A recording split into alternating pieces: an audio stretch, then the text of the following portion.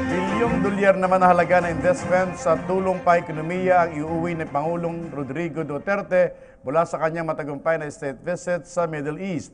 Nakapulog po ito sa 21 kasunduang na pagtibay ng Pilipinas at 3 mayamang estado ng Saudi Arabia, Bahrain at Qatar. Bukod pa rito ang tulong na nagawa ng Pangulo sa mga undocumented OFWs na nabigyan po ng amnesty para sa gawing legal ang pananatili sa gitnang silangan. Nagbabalik si Rocky Ignacio. $925 million ang halaga ng investment na nakuha ng Pilipinas matapos ang state visit ni Pangulong Rodrigo Duterte sa 3 bansa sa gitnang silangan, ang Saudi Arabia, Bahrain at Qatar. Bukod pa ito sa inaasahang $1 billion na ipagkakaloob ng Qatar sa ilalim ng Qatari Sovereign Fund. Mahigit 60,000 bagong trabaho ang inaasahan sa pagdating ng mga bagong pamumuhunan. Lahat ng itong ginagawa natin at ang pagbisita ng ating Pangulo kasama ng kanyang team dito sa Middle East, pati na rin yung mga ginawa natin sa ASEAN, is really part of Dutertenomics na gusto namin talagang itulak at kasama na dyan yung pagkakaroon ng mas maraming trabaho, mas maraming negosyo, maraming oportunidad para sa mga Pilipino. Ito nga ho ay ginagawa kasama na dyan ng investment promotion, pag-increase ng mga trade at kalakalan that will create more exports, that will create more jobs, that will create more investments sa ating bansa. And these are all part of the Dutertenomics na ating gusto ngayong pangalanan, which really refers also to the, if you remember, the 10-point socio-economic agenda.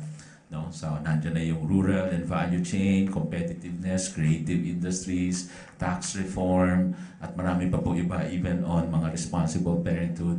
These are really part of the socio-economic agenda that will, in the end, uplift the quality of life ng mga Pilipino. Ang ating Pangulo, sincere lang talaga tumulong sa mga, lalo na sa masa. The way I would describe the President pag ini-introduce ko, yung, parang siya yung champion ng ordinaryong Pilipino eh. No, siya yung defender ng ordinary Pilipino. Ayaw niyang naapi, gusto niya iangat yung buhay nila. 4 na kasunduan ang nilagdaan ng Pilipinas at Qatar. Humarap ang Pangulo sa Emir ng Qatar na si Sheikh Tamim bin Hamad Al Thani sa Amiri Royal Palace. Sa bilateral meeting ng dalawa, inaasahan ng iba pang pagpapalakas ng kooperasyon sa larangan ng kultura, vocational training, kalusugan at investment protection and promotion. I'd like also to announce that the group that is a Filipino cooperative, the Philippine Business Council here in Qatar, is actually establishing a polyclinic that will open in January 2018.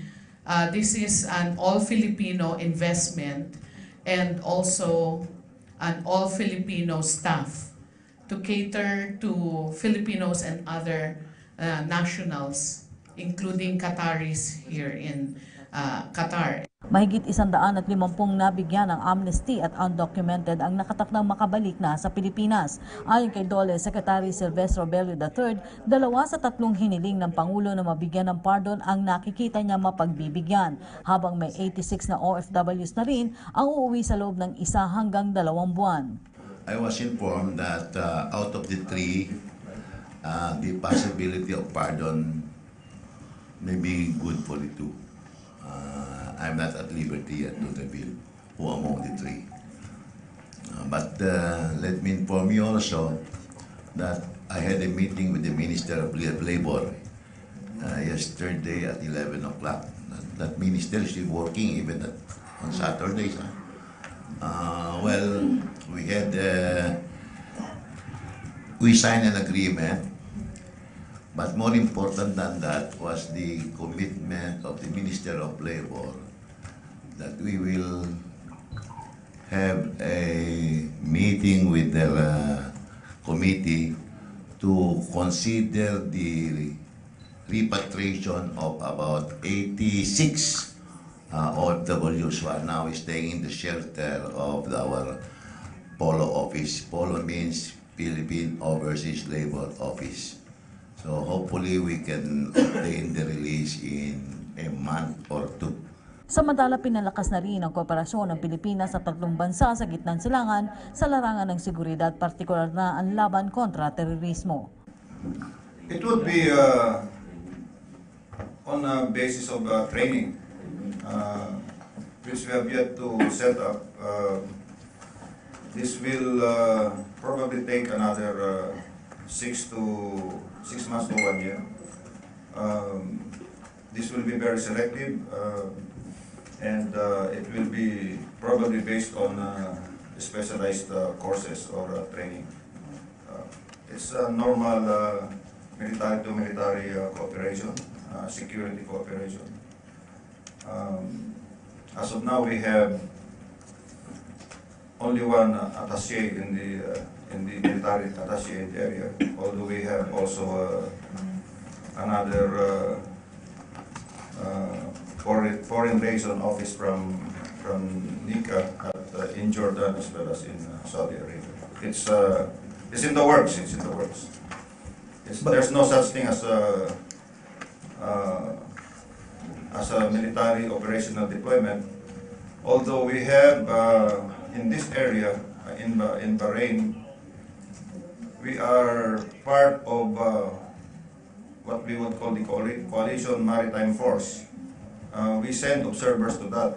There were 2 participants last month coming in here. If required to, defending means a lot of, it can be echelon, meaning it could be exchange of information, it could be direct coordination.